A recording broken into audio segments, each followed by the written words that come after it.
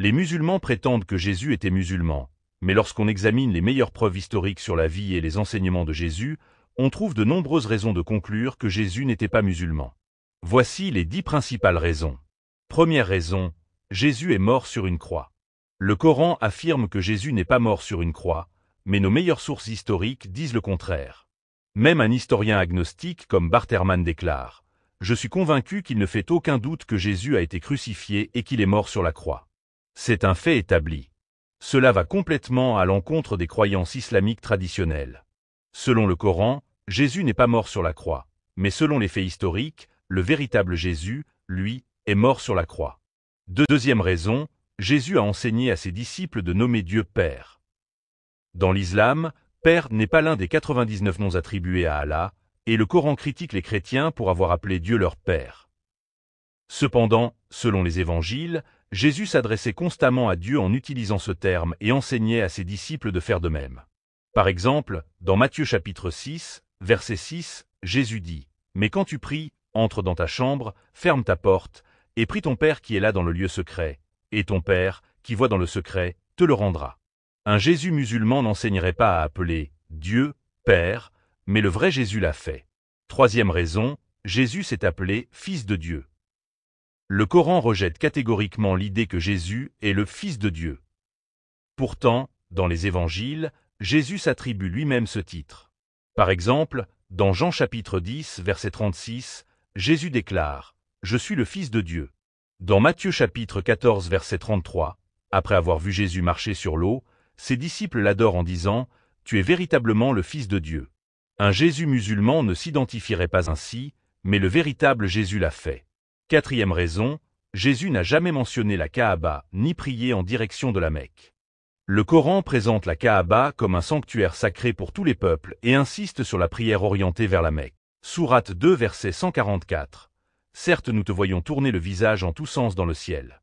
Nous te faisons donc orienter vers une direction qui te plaît. Tourne donc ton visage vers la mosquée sacrée, la Mecque. Cependant, les évangiles n'évoquent rien à ce sujet. Jésus n'a jamais mentionné la Kaaba, ni instruit ses disciples de prier en direction de la Mecque. Un Jésus musulman considérerait ces lieux saints comme centraux, mais le Jésus historique n'y a fait aucune référence.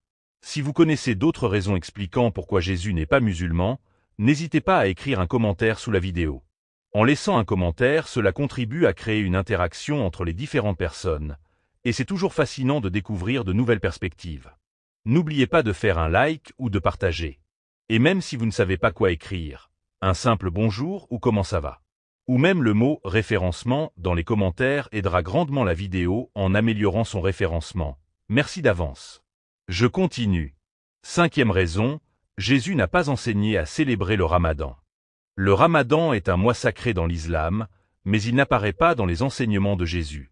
Par exemple, dans Matthieu chapitre 6, versets 17 et 18, Jésus parle de jeûne en insistant sur une attitude humble et personnelle, sans évoquer un jeûne communautaire comme le Ramadan.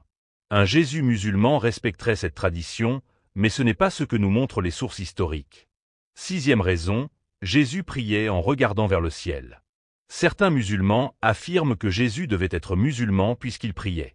Toutefois, dans Jean chapitre 17 verset 1, il est écrit « Après avoir dit cela, Jésus leva les yeux vers le ciel et pria « Père, l'heure est venue. Glorifie ton Fils, afin que ton Fils te glorifie. » Un Jésus musulman ne prierait pas en levant les yeux vers le ciel, mais le véritable Jésus l'a fait. Septième raison, Jésus encourageait ses disciples à lire les Écritures.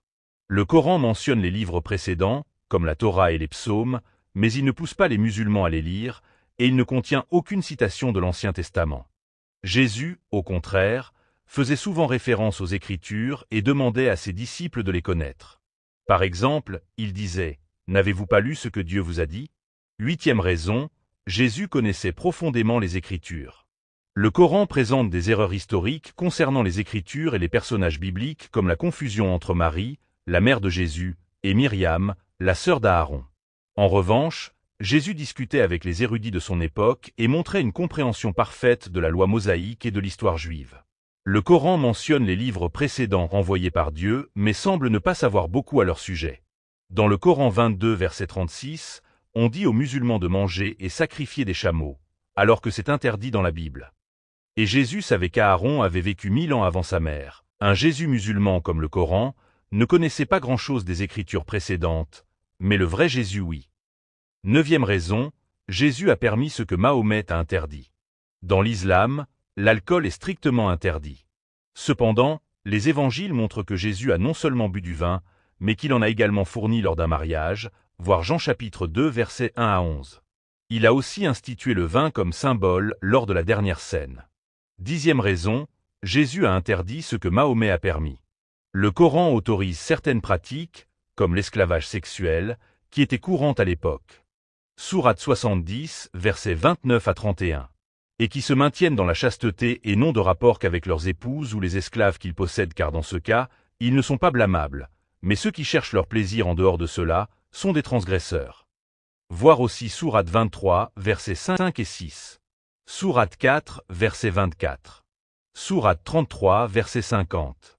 Aussi dans Al-Tabari 39, nous retrouvons les écrits suivants. Mahomet s'était habitué à sa Mariam, il avait des rapports sexuels avec elle parce qu'elle était sa propriété. En revanche, Jésus enseignait le respect et l'union sacrée entre un homme et une femme dans le cadre du mariage. Ce que Dieu a uni, que l'homme ne le sépare pas. Marc 10, verset 9, Hébreux 13, verset 4. Que le mariage soit honoré de tous, et le lit conjugal exempt de souillure, car Dieu jugera les impudiques et les adultères. Nos meilleures sources mentionnent que Jésus n'a jamais eu d'esclave sexuel et qu'il n'a jamais permis à personne d'autre d'en avoir. Jésus affirme qu'un homme et une femme deviennent une seule chair, ce que Dieu a uni, personne ne les sépare. Les disciples de Jésus ont enseigné que le mariage doit être honoré par tous. Le lit conjugal doit être gardé pur. Un Jésus musulman n'aurait aucun remords à voir des esclaves sexuels, tandis que le vrai Jésus n'a jamais eu d'esclaves sexuels. Enfin, comment savons-nous ce que Jésus a enseigné? Ses paroles et ses actes sont consignés dans les 4 évangiles, qui constituent des témoignages historiques fiables de sa vie. En analysant les textes bibliques, il devient clair que Jésus n'était pas musulman. Ses enseignements, ses pratiques et ses affirmations diffèrent profondément des préceptes islamiques. Jésus a enseigné à ses disciples à appeler Dieu Père, s'est désigné comme le Fils de Dieu, et a permis des pratiques que l'islam prohibe, tout en ignorant celles qu'il impose. Il n'a jamais mentionné la Kaaba, ni prié en direction de la Mecque. Contrairement à ce que prône le Coran, il a permis la consommation de vin, et ses enseignements sur les relations humaines et le mariage s'opposent aux pratiques approuvées dans l'islam. Les récits des évangiles montrent que Jésus s'inscrivait dans le contexte juif de son époque et qu'il partageait une vision du monde radicalement différente de celle qu'on lui attribue dans le Coran. En conclusion, si l'on s'appuie sur les sources les plus fiables et les plus anciennes, il est évident que le véritable Jésus ne correspond pas à la figure musulmane que certains voudraient présenter. Merci beaucoup d'avoir regardé la vidéo. Que Dieu vous bénisse.